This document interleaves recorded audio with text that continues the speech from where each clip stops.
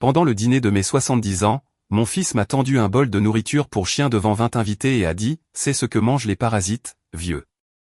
Ce soir-là, j'ai fait mes valises et j'ai disparu. Mais ce que j'ai fait le lendemain l'a fait, lui et sa petite amie, pleurer et supplier mon pardon. Voici l'histoire d'une justice servie froide. Le rire montait par les bouches d'aération du plancher. J'ai ouvert les yeux dans la lumière tamisée de ma chambre, désorienté. L'horloge numérique sur ma table de nuit indiquait 19h15, samedi soir, mon anniversaire. Je m'étais endormi à mon bureau après le déjeuner, épuisé d'avoir préparé le repas tout le matin, pensant que quelqu'un viendrait m'appeler quand le dîner commencerait. Mais le dîner avait clairement commencé sans moi. Je me suis levé, et rajusté mon cardigan et passé la main dans mes cheveux gris. Les voix s'amplifiaient à mesure que je m'approchais de la porte. Plusieurs voix, pas seulement celle de mon fils Marcus et de sa compagne Brittany. Des invités. Ils avaient invité du monde à mon propre dîner d'anniversaire sans même me prévenir. Je suis descendu lentement les escaliers, chaque marche résonnant dans le brouhaha joyeux d'en bas. À travers l'arche, je voyais la salle à manger. La table débordait de monde, une vingtaine de personnes peut-être. Des assiettes pleines du rôti de bœuf que j'avais mis 3 heures à préparer, des pommes de terre gratinées, une salade César, des verres à vin captant la lumière du lustre que j'avais installé il y a 30 ans, quand Hélène était encore en vie. Personne ne m'avait remarqué au début. J'ai franchi le seuil. Une femme en chemisier rouge, Sandra Chen, m'a aperçu et s'est tue. Puis un autre invité, puis un autre encore. Le silence est tombé comme si on avait coupé le son. Marcus, ai-je dit calmement. Pourquoi personne ne m'a appelé pour dîner?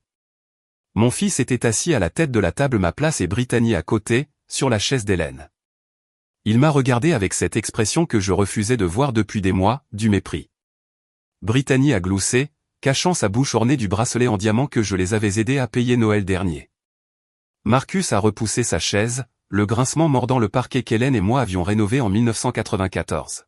« Oh, désolé, papy », a-t-il dit en traînant les mots. « On t'a complètement oublié. Tu es si silencieux ces temps-ci, comme une petite souris cachée à l'étage. » Plusieurs invités ont eu l'air gênés. Je reconnaissais presque tous ces visages, les amis de Marcus de sa prétendue start-up, les copines de yoga de Brittany, des gens qui mangeaient ma nourriture et buvaient mon vin depuis 4 ans. Marcus s'est dirigé vers la cuisine, a fouillé dans les placards, puis est revenu avec une gamelle en métal, celle de Max, notre Golden Retriever mort 2 ans plus tôt. Il l'a posée bruyamment au bout de la table, puis est revenu avec une boîte de conserve, morceaux de bœuf en sauce alpo. Le silence était total. Il a ouvert la boîte, le bruit métallique insupportable, et a versé le contenu dans la gamelle. La sauce a éclaboussé la nappe blanche qu'Hélène avait brodée.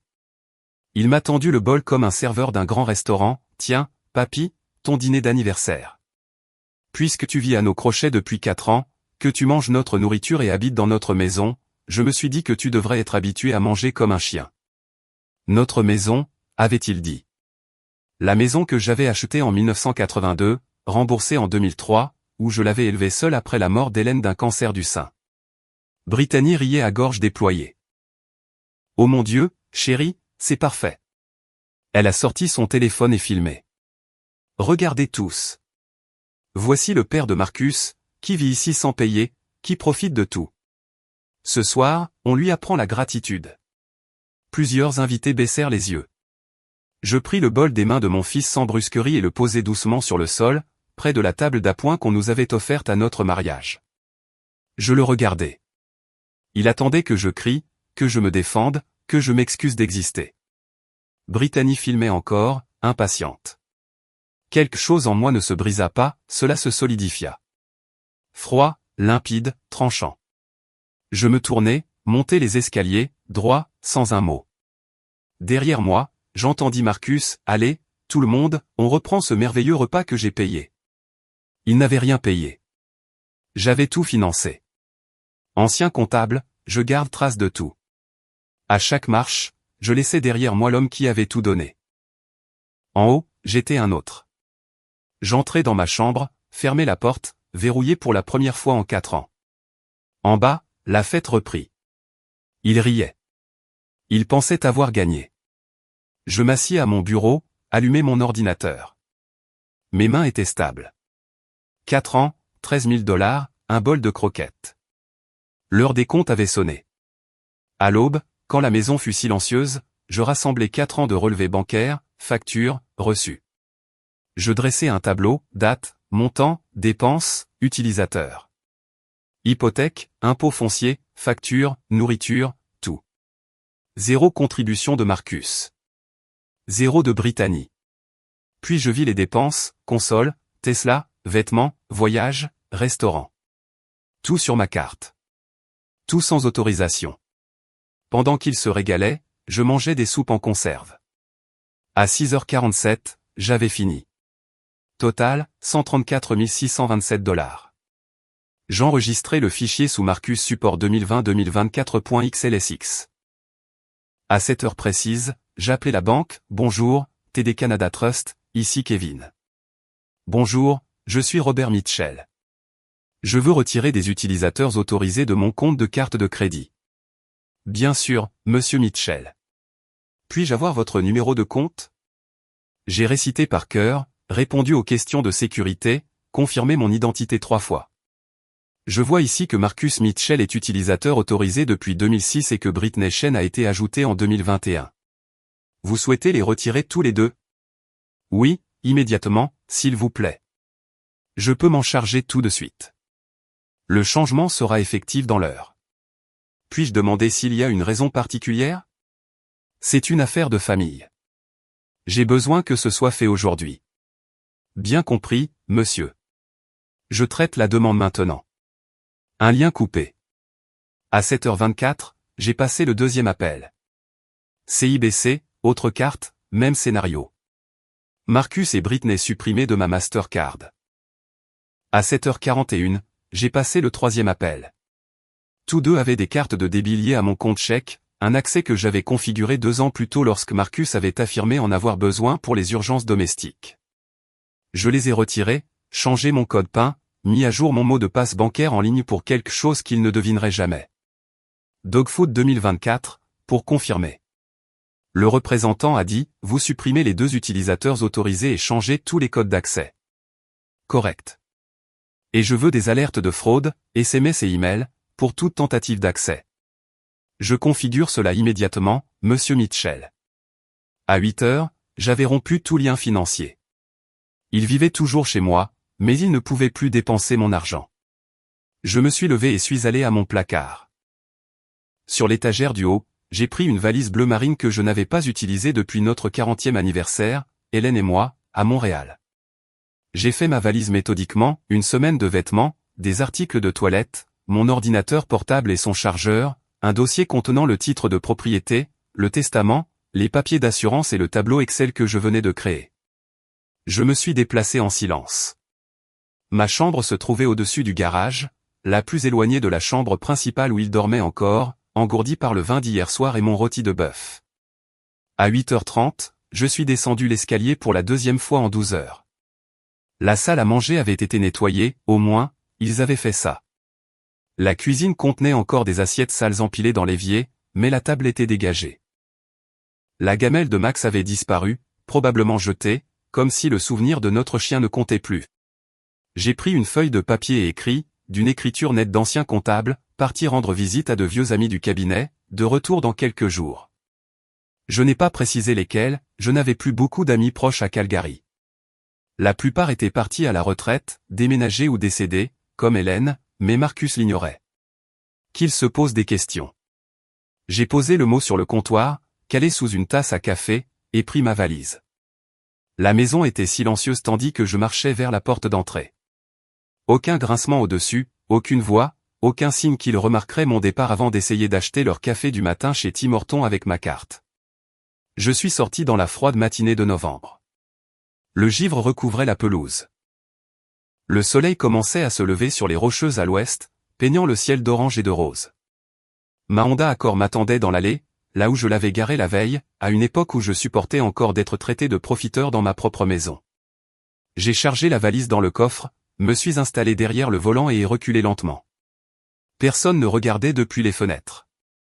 J'ai pris la route vers l'ouest, sur la Highway 1, quittant Calgary en direction d'un motel près de l'aéroport. 15 kilomètres plus loin, j'ai trouvé ce qu'il me fallait, le Gateway, un petit motel à 2 étages, enseigne, vacancy, clignotante, parking à moitié plein. La réceptionniste, une jeune femme absorbée par son téléphone derrière un plexiglas, a levé les yeux quand je me suis approché. Combien de nuits? 7. Je paierai en espèces. Il me faut une carte pour les imprévus. Aucune carte, dis-je, en posant 6 billets de $100 sur le comptoir. Espèces uniquement. Voici 100 de plus pour la caution. Elle m'a observé un instant, haussé les épaules, puis pris l'argent. Chambre 203, 2e étage, au bout du couloir. Départ à 11 heures. La chambre était exactement comme je l'imaginais, mur beige, couvre-lit fleuri, télévision fixée à la commode, tableau de Lake Louise probablement là depuis 1995. J'ai posé ma valise sur le support et me suis assis sur le lit. Mon téléphone restait silencieux dans ma poche. À 9h45, il s'était peut-être réveillé, avait trouvé le mot, peut-être tenté d'utiliser leur carte pour le brunch avant de découvrir qu'elle ne fonctionnait plus. J'ai ouvert mon ordinateur et me suis connecté au Wi-Fi du motel. J'ai cherché des avocats à Calgary spécialisés en droit de la propriété et en litiges familiaux. J'en ai trouvé une, Patricia Walsh, 48 ans selon sa biographie, spécialisée en abus financiers envers les personnes âgées et en droit de propriété. Son site indiquait qu'elle travaillait le samedi sur rendez-vous. J'ai envoyé un courriel, besoin d'une consultation pour retirer des membres de ma famille de ma propriété. Disponible aujourd'hui si possible. Prêt à payer un supplément pour service en week-end. Réponse 20 minutes plus tard, disponible à 14h aujourd'hui. Mon bureau. Barème de frais 6 juin. De ma fenêtre, je voyais les avions décoller de YYC. Dans cette chambre anonyme, je commençais à reprendre ce qui m'appartenait. Pas de colère, pas de tristesse, juste la décision d'en finir. Mon téléphone s'est mis à vibrer vers 11h. J'étais en train de consulter les textes de loi sur le site de la Law Society of Alberta. L'écran affichait le numéro de Marcus. J'ai laissé sonner. Puis celui de Britney. Puis le téléphone fixe de la maison, que j'avais gardé parce qu'Hélène l'aimait. Puis Marcus encore. J'ai posé le téléphone face contre la table de nuit et repris ma lecture de la résidentielle Tenancy Act. Je savais exactement ce qui se passait à 15 km de là.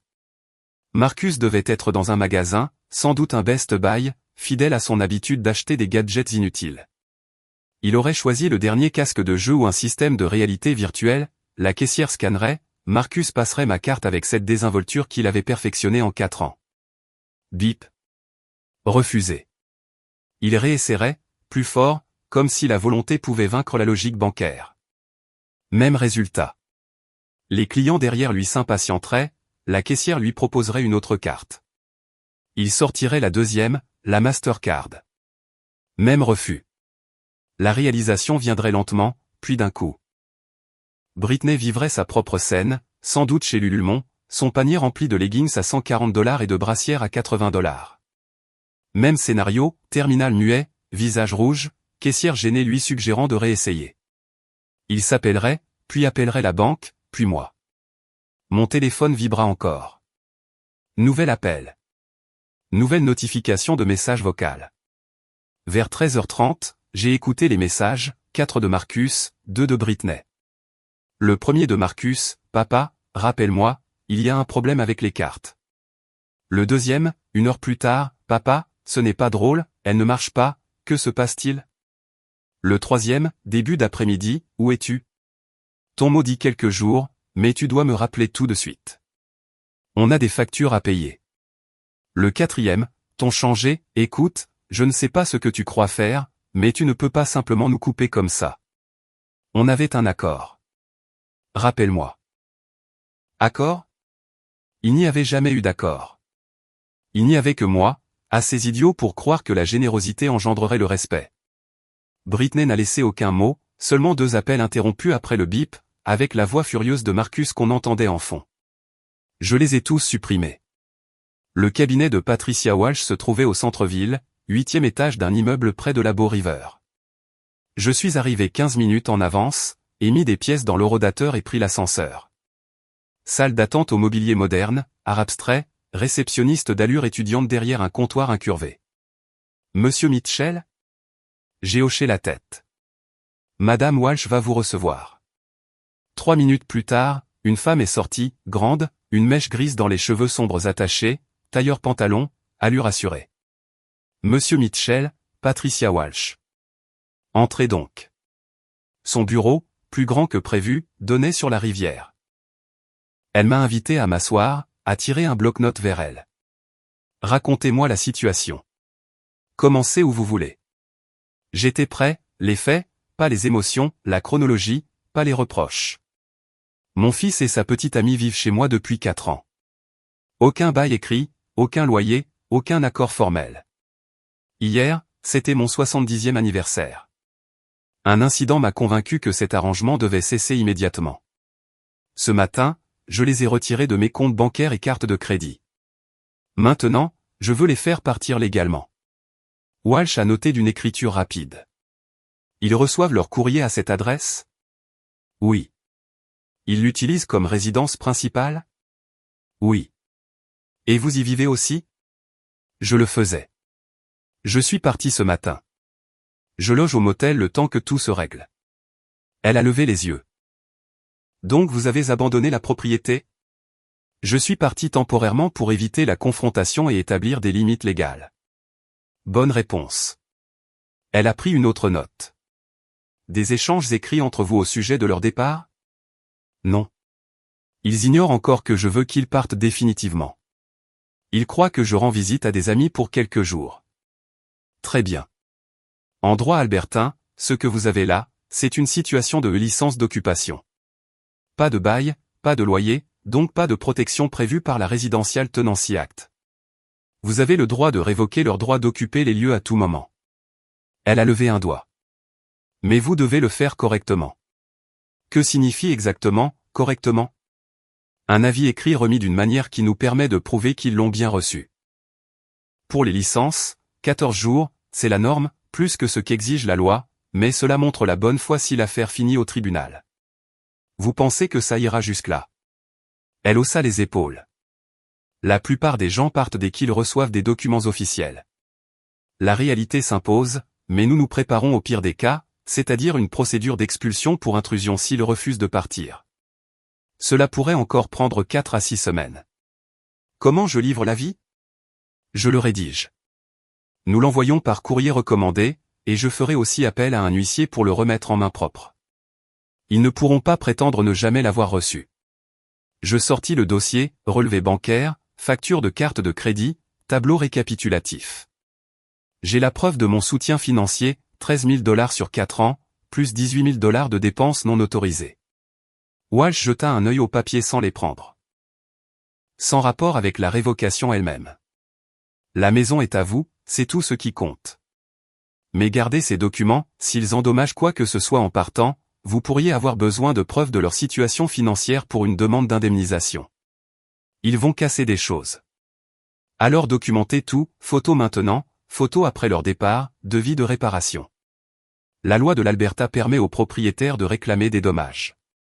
Elle se tourna vers son ordinateur. Laissez-moi rédiger cela pendant que vous êtes là, nous le relirons ensemble. Pendant qu'elle tapait, j'observais la rivière par la fenêtre, des couples se promenant, quelqu'un lançant une balle à un chien. La vie normale continuait pendant que je préparais, dans le bureau d'une avocate, l'expulsion de mon propre fils. Une question, dis-je. Ont-ils un recours légal? Pas vraiment. Vous n'êtes pas un bailleur. Vous leur permettez d'occuper votre propriété par générosité, vous pouvez révoquer cette permission. Le seul problème serait s'ils prétendaient à un accord implicite, du genre avoir fait des travaux en échange du loyer. Ils ne l'ont pas fait. Alors tout est clair. C'est simple. Monsieur Mitchell, ajouta-t-elle, cela ne veut pas dire que ce sera facile émotionnellement, mais juridiquement, c'est solide. Elle imprima le document et me le tendit. Je le lus attentivement, mon œil d'expert comptable repérant chaque détail. Avis d'expulsion des lieux, leurs noms inscrits officiellement, Marcus James Mitchell, Brittany Anshen. L'adresse, la mienne, le délai, 14 jours à compter de la remise. C'est bon, dis-je. Mes honoraires sont de $600, répondit-elle. Cela couvre la rédaction, l'envoi recommandé, l'huissier et une consultation de suivi si besoin. Si nous devons engager une procédure d'expulsion officielle, ce sera en supplément. Je sortis mon chéquier, celui auquel il n'avait jamais eu accès, et signé. $600, moins que ce que Marcus dépensait lors de sa dernière folie électronique. Quand recevront-ils l'avis? Le courrier recommandé par lundi matin. L'huissier tentera une remise mardi. Au plus tard mercredi, ils l'auront en main. Mercredi, 4 jours plus tard. Walsh m'accompagna jusqu'à la porte, me serra la main. Encore une chose, monsieur Mitchell. Ont-ils un autre endroit où aller? Je pensais à la sœur de la mère de Marcus à Edmonton, aux parents de Britney, qui avaient clairement fait savoir qu'ils ne soutiendraient plus son mode de vie. Ce n'est plus mon problème, dis-je. Elle acquiesça. Appelez-moi si quelque chose change, s'il vous menace, cause des dégâts, tout ce qui nécessiterait une intervention légale. Dans ma voiture, je restai assis un moment avant de démarrer. 3 appels manqués, tous de la ligne fixe de la maison. Le trajet jusqu'au motel prit 30 minutes. Trafic du dimanche après-midi. Je m'arrêtai dans un Subway, commandai un sandwich que je mangeais sur le parking en relisant la copie de l'avis que Walsh m'avait remise. 14 jours, c'est le temps qu'ils avaient pour faire leurs valises et quitter ma maison. Ce soir-là, un nouveau message vocal arriva. Marcus, encore. Sa voix avait changé, plus petite, inquiète. Papa, s'il te plaît. Il faut qu'on parle. Je ne comprends pas ce qui se passe. Dis-moi juste ce que tu veux. On arrangera ça. Quoi que ce soit, on le réparera. Rappelle-moi, je t'en prie. Pas d'excuses, seulement des promesses, des négociations. Toujours cette idée qu'il pouvait encore s'en sortir avec les bons mots. J'écoutais une fois, puis supprimais.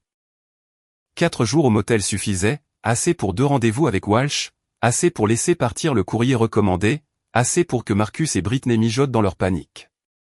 Mardi après-midi, je fis ma valise, quittai le Gateway Inn et repris la route des 15 km vers Calgary. Ma maison n'avait pas changé, même façade grise, même buissons envahissants que Marcus promettait toujours de tailler. Je me garai à 15 heures, coupai le moteur, restai immobile un instant. Le dossier en cuir reposait sur le siège passager, contenant 2 copies de l'avis d'expulsion. Je laissai la valise dans le coffre. La clé tourna sans résistance dans la serrure de la porte d'entrée. À peine entré, j'entendis des voix dans le salon, le bruit de la télévision, puis le silence. Des pas. Marcus apparut, son visage passant de la surprise au soulagement. « Papa, tu es de retour. » On s'inquiétait à mort. Je passai sans répondre, me dirigeant vers la salle à manger. Derrière, la voix de Britney, « Robert, nous sommes si contents que vous soyez rentré. Il faut qu'on parle. » Elle ne m'avait jamais appelé Robert auparavant, toujours « Monsieur Mitchell », avec cette douceur fausse. Sur la table trônait encore le centre de table d'anniversaire de samedi, des fleurs fanées dans un vase en cristal auquel Hélène tenait. Je posai le dossier sur le bois poli qu'Hélène astiquait chaque dimanche, et l'ouvris avec la même précision que pour mes rapports d'audit pendant 40 ans. 2 documents, bornettes, papier à en-tête officielle. J'en fis glisser un vers Britney, l'autre vers Marcus. Vous avez 14 jours pour trouver un logement. Marcus lut, blêmi. Quoi? Tu ne peux pas faire ça. J'ai toujours vécu ici. C'est ma maison. Je ne répondis pas. Il y avait vécu en tant qu'enfant à charge, puis en invité indésirable. Cela ne lui donnait aucun droit de propriété. Britney tremblait, lisant la lettre, son visage se décomposant. Les larmes jaillirent, bruyantes, théâtrales. Tu nous jettes à la rue. Où veux-tu qu'on aille? Quel genre de personne fais-tu ça? Le genre qui t'a offert 4 ans de logement gratuit et qui a reçu un bol de nourriture pour chien le jour de ses 70 ans. Marcus frappa la table. C'était une blague, protesta Britney. Une blague de mauvais goût, d'accord, mais une blague. Personne ne s'excusa. Nous sommes désolés maintenant. Nous allons arranger les choses. Nous commencerons à payer un loyer. Ce que tu voudras. Vous avez 2 semaines. L'avis est légal. Le délai est définitif. Je vous conseille de chercher un appartement. Je montai les escaliers. Tu as engagé une avocate contre ta propre famille, cria Marcus. Je ne répondis pas. 13 marches vers l'étage, les mêmes que j'avais montés en portant Marcus bébé, les courses, les médicaments d'Hélène pendant son cancer, le poids du mensonge du bonheur. Cette fois, je les montais libres. C'est de la folie. Nous avons des droits. Lis le document, dis-je sans me retourner. Tout y est.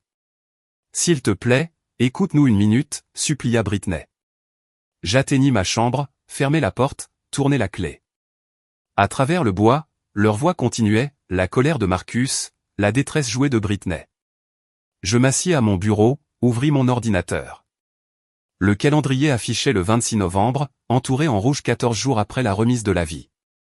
Mon téléphone vibra, message de Marcus. On doit parler comme des adultes. Je le retournai, sans répondre. En bas, un bruit sourd, quelque chose venait de tomber. Marcus, encore. Je notai sur mon ordinateur, mardi, 15h27, fort bruit au rez-de-chaussée. Vérifier les dégâts après leur départ. La documentation commençait. La soirée s'étira. Je restai enfermé, écoutant la maison s'adapter à sa nouvelle réalité. Leur voix montait des conduits, chuchotements pressants, coups de fil, les aigus plaintifs de Britney quand elle cherchait à susciter la pitié. Le mercredi matin, 14 appels manqués, la sœur de Britney à Vancouver, l'ancien patron de Marcus, 2 voisins, des gens à qui je n'avais pas parlé depuis des années. La campagne avait commencé. Melissa, la sœur de Britney, appela à 9h. Je répondis. Robert, dit-elle d'une voix douce. Britney m'a appelé, elle est dévastée. Elle dit que tu les mets dehors. Que s'est-il passé? Marcus et Britney ont vécu ici gratuitement pendant 4 ans. Samedi, pour mes 70 ans, ils m'ont servi de la nourriture pour chien devant 20 invités et m'ont traité de parasite. Je leur ai donné un préavis légal, 14 jours pour trouver un logement. Silence. Puis, elle n'a rien dit sur ton anniversaire. Je m'en doute. Robert, je suis sûr qu'il y a un malentendu. Une famille devrait pouvoir surmonter ce genre de choses. Ce n'est pas un malentendu. C'est une limite. Une chose que j'aurais dû dire il y a des années. Elle a raccroché peu après, la gêne épaisse dans son au revoir. Jeudi matin, je suis descendu pour prendre un café.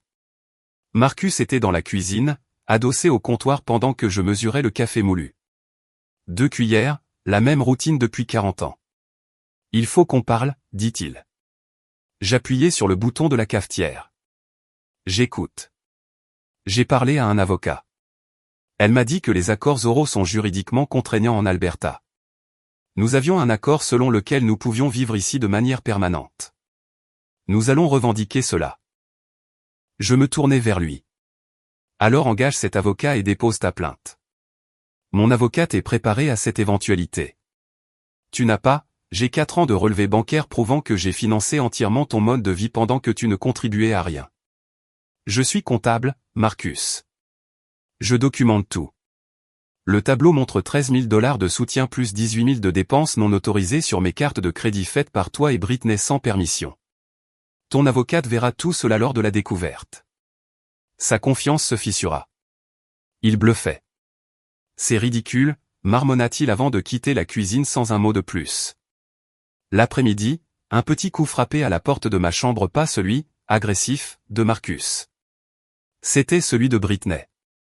Robert, puis-je entrer, s'il vous plaît? J'ai déverrouillé la porte, l'ai ouverte à moitié sans me reculer pour la laisser passer. Elle se tenait dans le couloir, les yeux rouges, de vraies larmes cette fois ou du moins plus convaincantes. On peut parler? Vraiment parler? Il n'y a rien à dire. La vie tient toujours. Mais Robert, dit-elle en joignant les mains, j'ai fait une erreur. Je voulais être drôle, détendre l'atmosphère. Je ne pensais pas que tu le prendrais si mal. Tu ne peux pas me pardonner? Je t'en supplie. Tu l'as filmé, Britney. Tu as sorti ton téléphone et enregistré le moment où tu m'as donné de la nourriture pour chien pour mon anniversaire. Tu as dit à 20 personnes que j'étais un parasite dans ma propre maison. Ce n'était pas une blague. C'était de la cruauté pour le divertissement. Et samedi, tu as appelé cette maison notre maison. Ce n'est pas la tienne. C'est la mienne. Mon nom est sur le titre. Mon argent a tout payé. Tu es une invitée qui a oublié sa place. Son visage se durcit. Le masque tomba une seconde. Donc c'est ça. Du contrôle. Tu es furieux parce qu'on vit nos vies sans demander ta permission. Non. Je suis juste fini parce que tu m'as humilié publiquement. Et tu n'es même pas désolé. Tu es désolé d'avoir été prise, désolé d'en subir les conséquences, pas de ce que tu as fait. J'ai refermé la porte.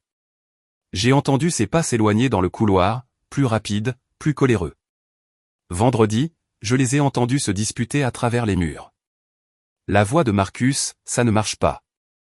Tes pleurs ne changent rien. Puis celle de Britney, trop basse pour comprendre. Marcus encore, alors il faut trouver un autre angle.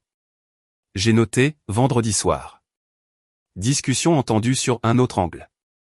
À surveiller. Samedi matin, j'ai été réveillé par des bruits de placards qu'on ouvrait et refermait en bas. Pas violemment, mais à répétition, comme si on cherchait quelque chose. J'ai ouvert l'application des caméras de sécurité sur mon téléphone. Oui, j'en avais installé 2 mercredi après-midi pendant qu'ils visitaient des appartements, une dans la bibliothèque du salon, une sur le réfrigérateur, toutes 2 à détection de mouvement, enregistrant dans le cloud. Légal en Alberta avec notification écrite, que j'avais donnée jeudi matin. La caméra de la cuisine montrait Britney fouillant chaque placard, regardant derrière la vaisselle, déplaçant des boîtes. Elle cherchait quoi? Mes documents financiers, le titre de propriété tous 2 enfermés dans mon classeur, dont j'avais changé la serrure. Après 10 minutes, elle abandonna. J'ai sauvegardé la vidéo, tentative de recherche. 23 novembre MP4. Dimanche après-midi, j'ai appelé un serrurier professionnel, pas une connaissance de Marcus. Il est arrivé en 2 heures, a changé toutes les serrures, portes d'entrée, arrière, garage, chambre. De nouveaux locataires, demanda-t-il. Les anciens s'en vont? Il hocha la tête, comprenant. Nouveau départ alors. Exactement. À 16 heures, j'avais mes nouvelles clés. Les anciennes n'étaient plus que du métal inutile. Ce soir-là, Marcus et Britney essayèrent leurs clés sans succès. Je les ai entendus sur le perron, jurant. J'ai ouvert la porte. Vos clés ne fonctionnent plus, j'ai changé les serrures. Vous pouvez entrer, mais vous n'aurez pas de nouvelles clés. La maison est sécurisée. Le visage de Marcus vira au rouge. Tu ne peux pas nous enfermer dehors de notre propre maison. Relis la vie. Ce n'est pas votre maison. C'est la mienne. Vous l'occupez temporairement sous révocation de licence. Les serrures protègent ma propriété. C'est illégal. Vérifiez avec ton avocate. Les propriétaires peuvent changer les serrures tant que l'accès reste possible durant des heures raisonnables. La porte est ouverte. Vous pouvez entrer. Vous ne pouvez juste plus m'enfermer dehors. J'ai fermé la porte. 10 jours restants. Lundi matin, j'ai découvert quelque chose qui changea tout. En consultant mes relevés de carte de crédit, j'ai remarqué une transaction de septembre que je ne reconnaissais pas, rapport de crédit Equifax $24. Je n'avais pas demandé de rapport. Mon estomac s'est serré. En me connectant à Equifax, j'ai vu une demande de carte de crédit CIBC du 15 septembre à mon nom. Je n'avais rien demandé. J'ai appelé immédiatement CIBC. Ici Robert Mitchell. Je vois une demande à mon nom le 15 septembre, ce n'est pas moi. Quelques clics. Oui, je vois cette demande pour une carte Visa dividende. Elle a été approuvée et envoyée à votre adresse sur Sartreil. Je ne l'ai jamais reçue. Selon nos dossiers, elle a été activée le 20 septembre avec un solde actuel de $8 450. Le choc. Je ne l'ai jamais activée. C'est une fraude. On me transféra au service de fraude. 3 heures d'appel, d'attestation, de documents. À 17 heures, confirmation, signature falsifiée, activation en ligne avec mes données personnelles, usage pour retrait et achat. Marcus et Britney étaient les seuls à avoir accès à ces informations. La carte avait été envoyée chez moi. J'ai appelé Patricia Walsh. Vol d'identité, fraude à la carte, $8 450. J'ai les preuves. C'est criminel, pas seulement civil. Avez-vous porté plainte? Je le fais maintenant. Bien. Faites-le vite, cela renforce votre dossier. Ce ne sont pas seulement des occupants indésirables. Ce sont des criminels. La police est venue, a pris ma déposition, les preuves. Marcus et Britney restèrent enfermés dans leur chambre. En partant, l'agent m'a dit, j'ai déjà vu ça. Abus financiers envers les aînés. C'est plus fréquent qu'on le pense. Vous avez bien fait. La plupart ont honte de signaler leurs propres enfants. Ce mot, abus. J'avais 70 ans, et mon propre fils m'avait volé plus de 129 000 $. J'ai envoyé un courriel à Marcus et Britney. Objet, accusation de fraude criminelle. Corps, vous avez falsifié ma signature, volé 8 450 $. J'ai porté plainte. L'enquête est en cours. Ce montant sera ajouté à toute demande civile. Consultez un avocat pénaliste. Il vous reste 6 jours avant expulsion. CC, Patricia Walsh. 5 minutes plus tard, d'en bas, quoi? Il ne peut rien prouver. La voix de Britney, paniquée, tu avais dit que c'était sûr, qu'il ne vérifie jamais. Tais-toi. Une porte claqua. J'ai alors écrit à mes 3 soutiens Jim Richardson, Patricia, et Margaret pour leur demander conseil, devais-je poursuivre au pénal ou me contenter du remboursement? 6 jours, puis ils partiraient. Ensuite, je déciderai si la prison serait la juste conséquence ou si la ruine suffirait. Le lendemain, la maison était différente. Plus de tension. Juste du silence. En descendant à 8 heures, la cuisine était vide. Pas de café préparé, pas de voix. Sur le comptoir, un mot, nous restons quelques jours chez la sœur de Britney à Vancouver. Nous reviendrons avant la date limite pour récupérer nos affaires. Ils étaient partis. 6 jours trop tôt. Fuis.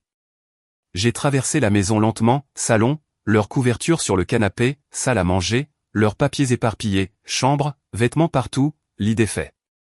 Ils avaient fui, laissant tout derrière eux. Je prévoyais de revenir juste avant la date limite, de tout récupérer et de disparaître. J'ai sorti mon téléphone et envoyé un message à Patricia Walsh, ils sont partis temporairement. La maison est vide. Que dois-je faire? Sa réponse est arrivée en quelques minutes, documente tout. Prends des photos de chaque pièce. Fais une vidéo de la maison. Fais l'inventaire de leurs affaires et conserve-les soigneusement. Ils ont encore le droit légal de récupérer leurs biens dans un délai raisonnable. J'ai passé les 3 heures suivantes à photographier et documenter chaque objet, chaque pièce, chaque meuble qu'ils avaient apporté, la PlayStation, les vêtements de marque, les tapis de yoga, les compléments protéinés, les meubles bon marché d'IKEA qu'ils avaient entassés dans l'atelier de couture d'Hélène.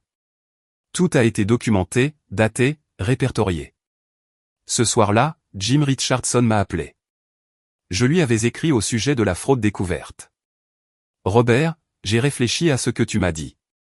En 1994, quand ce client a tenté de détourner de l'argent du cabinet, tu m'as appris quelque chose que je n'ai jamais oublié. Quoi donc? Tu as dit que les mauvaises dettes doivent être radiées, sinon elles s'accumulent. C'est pareil avec les mauvaises personnes. Parfois, les rayer de ta vie est la seule façon d'arrêter les dégâts. Tu es en train de rayer les mauvaises personnes, Robert. Cela demande une force que peu possèdent. Après avoir raccroché, Margaret a appelé. La meilleure amie d'Hélène, celle qui nous avait accompagnés pendant les séances de chimio et m'avait tenu la main aux funérailles. Robert, Hélène serait fière de toi. Cette phrase m'a bouleversé plus que tout le reste. Tu crois? J'en suis sûr. Elle disait toujours que Marcus avait besoin de conséquences, que tu étais trop indulgent avec lui après sa mort. Tu essayais d'être les 2 parents à la fois et tu le laissais tout passer. Elle craignait ce qui arriverait quand tu ne pourrais plus le soutenir. Tu lui enseignes enfin la leçon qu'elle voulait qu'il apprenne il y a des années. Cette nuit-là, j'ai dormi mieux que depuis des mois. Pas de bruit de pas, pas de voix derrière les murs, pas de tension, juste le silence. Mercredi matin, Patricia Walsh m'a appelé, Robert, les 14 jours se terminent dans 3 jours, vendredi à 17 h. S'ils ne sont pas partis avec toutes leurs affaires, nous déposerons une demande d'expulsion formelle et demanderons l'intervention de la police. Es-tu prêt à ça? Je suis prêt. Une chose encore, je te recommande d'être présent quand ils déménageront. Documente tout. Prends des photos après leur départ. Tout dégât ou objet manquant devra être prouvé. Jeudi matin, j'ai reçu un message de Marcus, nous serons là demain pour récupérer nos affaires. Prépare notre dépôt de garantie. Je n'ai pas répondu. Il n'avait jamais versé de dépôt. Il n'avait jamais rien payé. Vendredi matin s'est levé froid et clair. Le 29 novembre, le jour limite. Je me suis levé à 6 heures, j'ai préparé du café et j'ai attendu. À 9 heures, un camion U-Haul s'est garé dans mon allée. Marcus conduisait, Britney était sur le siège passager. Sa sœur Melissa et une autre personne que je ne connaissais pas sont sorties d'une voiture qui suivait. J'ai ouvert la porte avant qu'ils ne frappent. Vous avez jusqu'à 17 heures pour retirer toutes vos affaires, ai-je dit. Je serai là tout le temps pour documenter. Ne cassez rien. Marcus m'a dépassé sans un mot. Britney n'a pas croisé mon regard. Pendant 6 heures, je les ai regardés transporter des cartons, des meubles, des sacs de vêtements, la PlayStation encore dans sa boîte, les tapis de yoga, les vêtements de marque, les meubles IKEA. J'ai tout photographié, horodaté, daté. À 14h30, Marcus est venu me voir dans la cuisine. Son visage avait changé, il n'était plus en colère, il était brisé. « Papa, s'il te plaît, on peut parler ? La date limite est à 17 heures. Je sais, mais je suis désolé. Vraiment désolé. L'histoire de la nourriture pour chiens, c'était l'idée de Britney, mais j'ai suivi, et c'était mal. Et la carte de crédit, j'étais désespéré. La start-up ne marchait pas, j'avais des factures. Je suis désolé. Je l'ai regardé. Vraiment regardé. Cet homme qui ressemblait à Hélène, qui avait ses yeux, son nez, son sourire quand il voulait. Marcus, sais-tu pourquoi tu t'excuses ? Pour la nourriture pour chien, la carte de crédit, tout ça.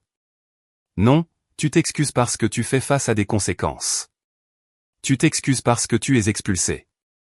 Si cette histoire de gamelle avait fonctionné, si j'avais juste encaissé en silence, tu serais encore là, à utiliser mes cartes, à appeler cette maison la tienne, à me traiter comme un moins que rien. Ce jour-là, quand je tenais cette gamelle, tu souriais, fier de toi, convaincu de m'avoir remis à ma place. Et maintenant que ça t'a tout coûté, soudain tu es désolé. Il n'a rien répondu. La date limite est à 17 heures, ai-je répété. Je te conseille de continuer à charger. Il est parti. À 16h45, le camion était plein. Marcus et Britney se tenaient dans l'allée, Melissa et son ami déjà dans leur voiture. Britney s'est approchée, « Robert, je t'en prie, reconsidère. Nous n'avons nulle part où aller. L'appartement de Melissa est temporaire. Nous serons sans abri. Vous avez du travail ? Pas encore. Alors je vous suggère d'en trouver vite. Les adultes subviennent à leurs besoins. Vous êtes dans la trentaine. Il est temps. Marcus, derrière elle, tu vas vraiment faire ça ? Tu vas mourir seul, vieux fou. Personne à ton enterrement. Personne pour s'occuper de toi quand tu auras besoin d'aide. C'est ce que tu veux ? J'ai souri. Pour la première fois depuis des jours, j'ai souri. Marcus, je préfère mourir seul avec ma dignité que vivre entouré de parasites qui me volent. Le choix est facile. À 16h58, le camion a quitté mon allée. La voiture de la sœur de Britney a suivi. Je les ai regardés disparaître au bout de la rue. Puis je suis rentré dans ma maison. Ma maison, vide sauf pour mes affaires. Silencieuse, sauf pour le ronronnement du chauffage. J'ai verrouillé la porte, la nouvelle serrure, celle dont il n'aurait jamais les clés. Ensuite, j'ai traversé chaque pièce. Salon propre, salle à manger, la table d'Hélène à nouveau visible, cuisine rangée. À l'étage, leur chambre vide, porte ouverte. J'avais repris possession de mon foyer. Ce soir-là, je me suis assis sur mon perron malgré le froid, une tasse de thé tiédissant dans mes mains. Margaret est apparue sur le trottoir, promenant son petit terrier. Elle a bifurqué vers mon allée. Robert, je les ai vus partir ce matin. Tu vas bien ? Mieux que depuis 4 ans, Margaret. Elle a souri, m'a tapoté l'épaule. Hélène serait tellement fière de toi. Après son départ, je suis resté là jusqu'à ce que les étoiles apparaissent. Le lendemain matin, j'ai appelé Patricia Walsh pour ma dernière question. Patricia, la fraude criminelle. Je poursuis ou j'accepte la restitution ? C'est ta décision, Robert. Mais je dis à tous mes clients la même chose, des accusations criminelles, c'est la prison si c'est reconnu coupable. La restitution, c'est peut-être un peu d'argent qui revient. Pas tout, mais un peu. La prison ne paie pas, j'y ai réfléchi 3 jours. Mardi, j'ai envoyé un courriel à Marcus par l'intermédiaire du cabinet de Patricia, tu as 3 options. Option 1, je dépose une plainte criminelle pour vol d'identité et fraude. Tu risques jusqu'à 10 ans de prison selon le code criminel, article 403. Option 2, tu signes un accord de restitution de 129 831 $, remboursable à raison de 8 cents par mois pendant 13 ans. Tout paiement manqué active l'option 1. Option 3, tu déclares faillite et je perds tout, mais tu vis avec une faillite sur ton dossier pendant 7 ans sans accès au crédit. Tu as 7 jours pour choisir et répondre par ton avocat. Robert Mitchell. 6 jours plus tard, Patricia a appelé, Robert, ils ont accepté l'option 2, 8 cents par mois. On officialise le plan d'ici la fin de la semaine. Ils peuvent se le permettre. Marcus a trouvé un emploi dans un centre d'appel, Britney travaille dans la vente. Ensemble, ils gagnent environ 4200 $ par mois. 800, c'est faisable s'ils vivent modestement. J'ai fait le calcul, 800 $ par mois pendant 13 ans, il me paierait jusqu'à ce que Marcus ait 48 ans. 13 ans de conséquences pour 4 ans d'exploitation. Finalise-le, ai-je dit. Ce soir-là, j'ai ouvert mon ordinateur portable et j'ai commencé à écrire.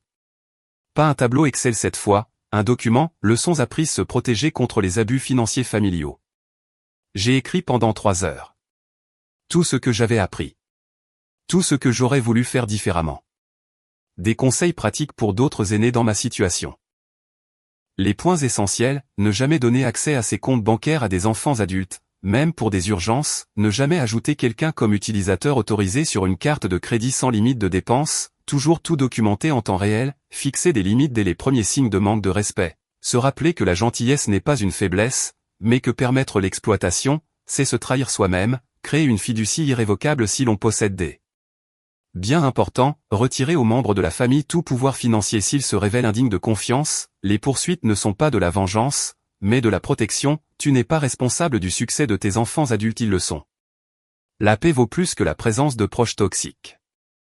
J'ai imprimé le texte, fait 50 copies et les ai déposées au centre des aînés de Calgary le lendemain matin. Le vendredi, j'avais reçu 4 appels de personnes âgées qui l'avaient lu. Toutes vivaient des situations semblables. Toutes croyaient être seules. Elles ne l'étaient pas. Moi non plus. La semaine suivante, j'ai fait quelque chose que je n'avais pas fait depuis 4 ans, j'ai invité des gens chez moi. Jim Richardson et sa femme, Margaret et son compagnon, Patricia Walsh, Sandra Chen du bout de la rue. Nous étions assis dans ma salle à manger, autour de la table d'Hélène, mangeant un repas que j'avais cuisiné sans ressentiment, buvant du vin que j'avais acheté sans regarder le prix, parlant de la vie sans marcher sur des œufs. Jim leva son verre en l'honneur de Robert, pour avoir su défendre sa propre valeur. Nous trinquâmes. Ce soir-là, seul dans ma maison, je ressentis quelque chose que je n'avais pas éprouvé depuis des années, la paix. Pas la victoire, ni le triomphe, ni la vengeance, juste une paix simple, honnête, méritée. Le premier virement arriva le 15 décembre, 800 $ transférés par Marcus sur mon compte. Je ne les dépensais pas. Je les plaçais dans un compte épargne séparé. Chaque mois, un autre 800 $ arrivait, et chaque mois je les mettais de côté.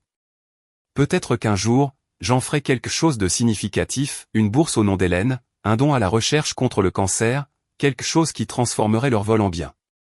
Ou peut-être que je les laisserai simplement là, croissant lentement, preuve tangible que les actes ont des conséquences et que les dettes doivent être payées. Quoi qu'il en soit, l'argent n'était pas le but. Le but, c'était que je m'étais tenu debout. J'avais posé mes limites. J'avais choisi la dignité plutôt que la culpabilité. J'avais choisi moi-même. Et, assis dans mon salon ce soir-là, le portrait d'Hélène souriant sur la cheminée, je sus que j'avais fait le choix qu'elle avait toujours voulu que je fasse, celui d'être digne de respect. Celui d'exiger ce respect quand il n'était pas offert. Celui de partir quand il était refusé. Je m'appelle Robert Mitchell, j'ai 70 ans, je vis à Calgary, en Alberta, et je viens de reprendre ma vie en main. Si vous avez aimé cette histoire, mettez un « j'aime » à cette vidéo, abonnez-vous à Chasseur de Vengeance et partagez vos réflexions dans les commentaires ci-dessous. Avez-vous déjà dû poser des limites avec votre famille? Comment avez-vous géré cela? Votre histoire pourrait aider quelqu'un qui traverse la même épreuve. Cliquez sur la vidéo à gauche pour découvrir un autre récit vrai de justice rendue. Merci de votre écoute.